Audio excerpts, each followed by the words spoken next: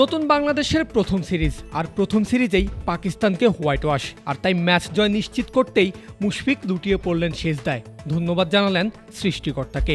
দেশের ক্রিকেটে সেপ্টেম্বরের ৩ তারিখটা নিশ্চয়ই লেখা থাকবে স্বর্ণাক্ষরে। আবরার আহমেদের ফুলার লেন্থের বল সামনে এগিয়ে হাঁকিয়েছেন সাকিব আল হাসান। বোলারের মাথার উপর দিয়ে বল চলে গেছে, গিয়ে পড়েছে একেবারে সীমানার বাইরে। এই ছক্কার মতোই সিরিজ থেকে উড়ে গেল পাকিস্তান দলও। নিজেদের ঘরের মাঠে হোয়াইট ওয়াশ হয়েছে, টাইগাররা শুরু করেছে পিন্ডি জয়ের সেলিব্রেশন। প্রথম ম্যাচে 10 উইকেটে জয়ের পর এবার জয় 6 উইকেটে। জিম্বাবুয়ে ওয়েস্ট ইন্ডিজের পর তৃতীয় দেশ হিসাবে সাদা জার্সি পরে টাইগারদের কাছে হোয়াইট ওয়াশ হল পাকিস্তান।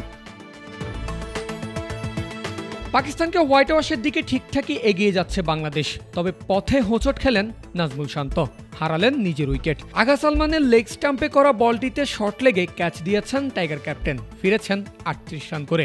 তবে জয়ের পথে পাক ক্রিকেটারদের করা কোনো বাধাই নেই বাংলাদেশের সামনে। উল্টো পরপর 2 বলে 2টা রিভিউ নষ্ট করল পাকিস্তান দল। এদিকে মমিনুলকে সঙ্গ দিয়ে এগিয়ে যাচ্ছেন মুশফিকুর রহিম। দুজনেই খেলছেন একটু আগ্রাসী ভঙ্গিতে, উদ্দেশ্য দ্রুত রান করে জিততে হবে। কারণ রাওয়ালপিন্ডির আকাশ ইতোমধ্যেই কালো মেঘে ঢেকে গেছে, তাই বৃষ্টির আগেই ছিনিয়ে নিতে হবে জয়, নয়তো হোয়াইট ওয়াশের হাত থেকে বেঁচে যাবে পাকিস্তান। দলীয় 70 রানের মধ্যে 2 ওপেনারকে হারানোর পর দলের হাল ধরেছেন নাজমুল শান্ত, সঙ্গে আছেন মমিনুল হক। দুজনেই ব্যাটিং করছেন স্বাচ্ছন্দ্যে। এই জুটিতে ভর করেই টাইগারদের রান পার করে 100। লাঞ্চে যাওয়ার আগে বাংলাদেশের সংগ্রহ 122 রান, অর্থাৎ 63 রান করলেই পাকিস্তানকে হোয়াইট ওয়াশ করবে টাইগাররা। গড়বে একটা ইতিহাস। Redmi 13 স্টাইল বানাই দুনিয়া কাঁপায়। এর আগে সকালটা ছিল পাকিস্তানের ভুলে ভরা। মোহাম্মদ আলীর অফ স্টাম্পের বাইরের বল স্কোয়ার কাটের চেষ্টা জাকির হাসানের, তবে বল ব্যাটে আসেনি ঠিকঠাক, চলে গেছে উইকেট রক্ষক সরফরাজ আহমেদের গ্লাভসে। অন্য সাধারণ একটা ডেলিভারির মতোই রিঅ্যাকশন সবার।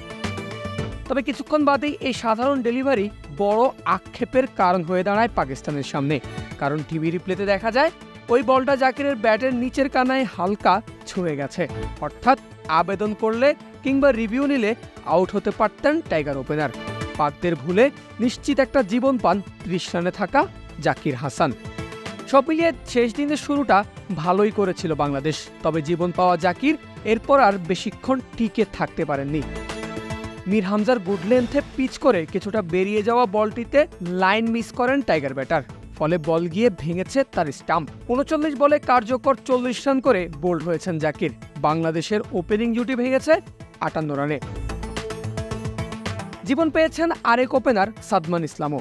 এবার মীর হামজার বল, ব্যাকঅফ লেন্থের ডেলিভারিটা ব্যাকফুটে পাঞ্চ করার চেষ্টা করেন টাইগার ওপেনার, তবে ব্যাটের বাইরের কানায় লেগে বল চলে যায় থার্ড স্লিপে, যেখানে ঝাঁপিয়ে পড়ে ক্যাচের চেষ্টা আগা সালমানের। বেশ কঠিন, তবে সুযোগটি লুফে নিতে পারেননি সালমান। নিশ্চিত একটা জীবন পান সাদমান। তবে জাকিরের মতোই বেঁচে গেলেও বেশিক্ষণ আর টিকতে পারেননি সাদমান নিজেও। খুররাম শেহজাদের হাফ বলিতে সহজ ক্যাচ তুলে দিয়েছেন শান মাসুদের হাতে, ফিরেছেন 24 রান করে। 70 রানে দ্বিতীয় উইকেট হারালো বাংলাদেশ। টাইগারদের যেতে হবে 185 রান অব্দি। পারভেজ আল হাসান, ক্রিক ফ্রেন্জি।